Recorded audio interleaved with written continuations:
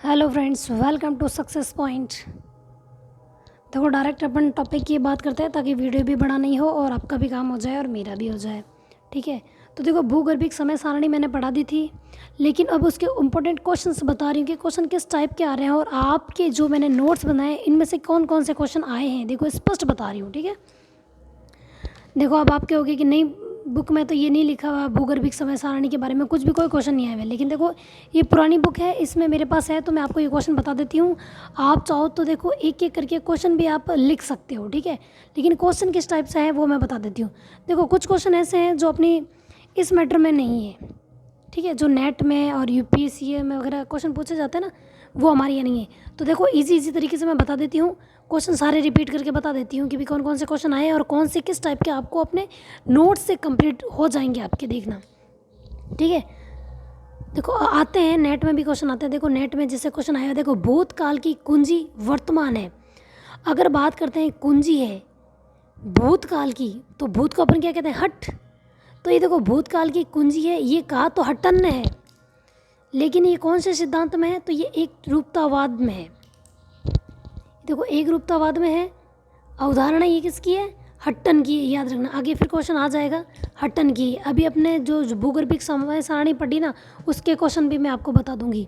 फिर देखो, ये धारणा की वर्तमान प्रक्रिया समझ भूवैज्ञानिक काल के दौरान क्रियाशील रहती है, किस सिद्धांत का संकेत देती है? तो देखो, ये एक रूपतावाद। देखो, भूतकाल की कुंजी वर्तमान है, मतलब जो घटनाएं घटी है ना, वो भूतकाल में घटी। और ये भी यही कह रहा है कि भूवैज्ञानिक जितनी भी घटनाएं हैं वो क्रियाशील रहती है, वर्तमान प्रक्रिया है। मतलब देखो, बात तो वही कर रहे हैं, जैसे इसमें भी वर्तमान की बात की है, लेकिन भूतकाल में घटनाएं की बात कर रही है। इसमें भी वही बात है, वर्तमान की प्रक्रियाएं जो भूवैज्ञानिक काल, लेकिन मतलब जो हमने समय सारणी पढ़ी ना, वो के दौरान क्रियाशील है। तो इसका सिद्धांत भी कौन सा? एक रूपतावाद, और ये हट्टन का है। फिर है इस्तेलाह करते हो कि विकास में भूगर्भिक संरचना के दौरान की संकल्पना जिसने दी है वो कौन है? तो देखो, ये क्वेश्चन थोड़ा अलग है। इस्तेलाह करते हो कि विकास में, मतलब देखो, जो भूगर्भिक हलचलें हुई ना, जैसे भू संचलन आगे अपन पढ़ेंगे, तो जितनी भी हलचलें हुई ना, उससे जो इस्तेलाह करते हो का निर्माण होता है। जैसे कहते हैं ना, ये भाग अंदर चला गया, भ्रंशन वलन पढ़ते हैं। तो देखो, ये भाग अंदर चला गया, या बीच का भाग ऊपर उभर के ऊपर आ गया। मतलब जिस प्रकार भी जो भी भूगर्भिक संरचनाओं में मतलब हलचल होता है ना, तो उसमें जो इस्तेलाह करते हो का निर्माण होता है ना, तो वो संकल्पना किसने दी है? तो वो दी है थॉरबरी ने।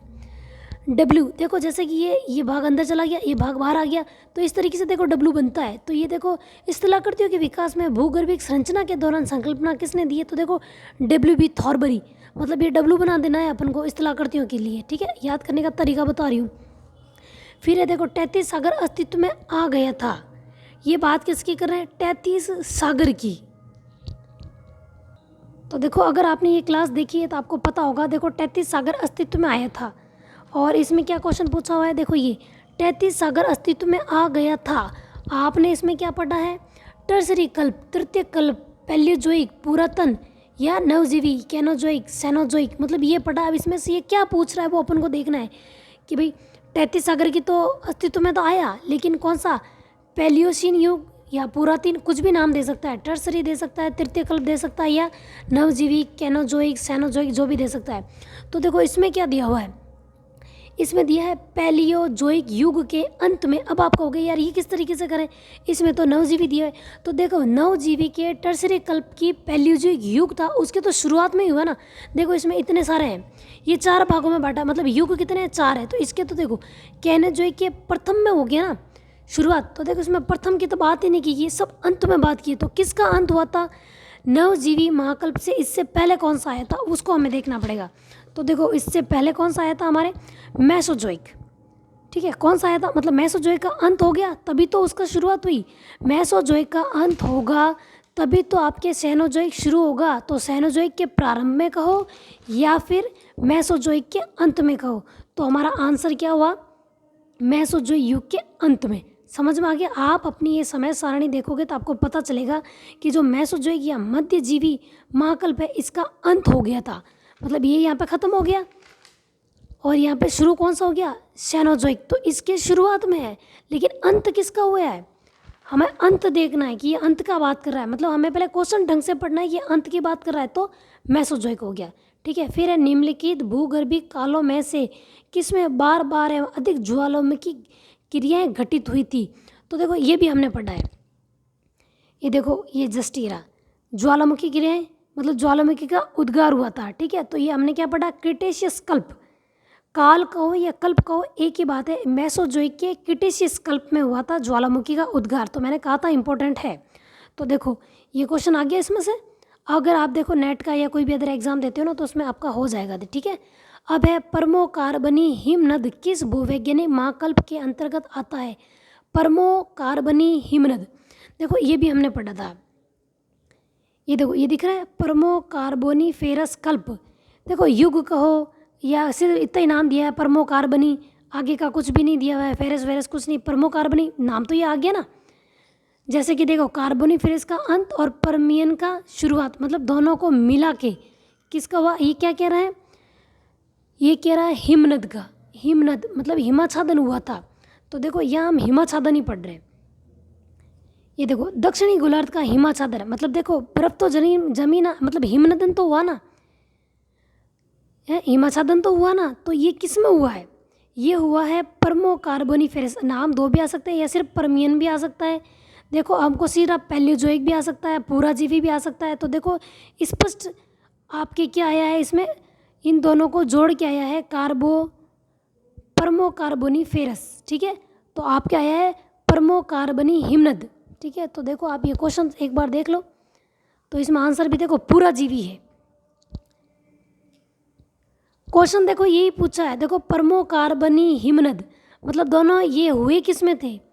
तो देखो क्वेश्चन क्या आया है, ये परमोकार्बनी आई थी, यानी कि कार्बनी और परमियन ये दोनों आई, और ये दोनों हुए किस में है, पूराजीवी या पैलियोजोइक। पूराजीवी भी कहते हैं और पैलियोजोइक भी कहते हैं। तो आंसर इसका क्या हो गया, पूराजीवी, मतलब पैलियोजोइक नहीं लिख के पूराजीवी लिख दिया।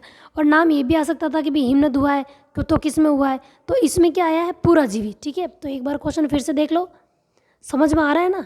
ठीक है, तो देखो निम्नलिखित, नेक्स्ट क्वेश्चन है, निम्नलिखित में से किस युग में पृथ्वी लगभग बर्फ से ढकी हुई थी, मतलब पूरी तरीके से बर्फ से ढकी गई थी। अब आपका हो गया प्लेस्टोसीन कैसे, अभी तो मैंने परमोकार्बोनिफेरस यानी कि पूराजीवी पढ़ा है। ये कह रहा है कि किस युग में लगभग पृथ्वी बर्फ से ढक गई थी, मतलब लगभग पूरी ढक गई थी, लगभग ढक गई थी। तो देखो यहाँ पे तो शुरुआत हुई है कि दक्षिणी गोलार्ध में हिमाच्छादन की घटना हुई, पहली घटना हुई है कि हमारे पूराजीवी या पैलियोजोइक में तो फर्स्ट टाइम दक्षिणी गोलार्ध में हिमाच्छादन हुआ है। लेकिन एक हिमाच्छादन और हुआ था, वो उत्तरी गोलार्ध में हुआ था। ये देखो उत्तरी गोलार्ध में हुआ, ये कब हुआ है, प्लेस्टोसीन या प्लिस्टोसीन भी कह सकते हैं, प्लिस्टोसीन भी कहते हैं। ये हुआ था सेनोजोइक में। ठीक है, तो लगभग पृथ्वी कब ढकी गई है, प्लिस्टोसीन। अब देखो नाम ये लिखा हुआ आ गया, जरूर नहीं है आपके ये भी लिखा हुआ आ सकता है। तो इसमें क्या आया है आपके, देखो प्लिस्टोसीन ही आया है।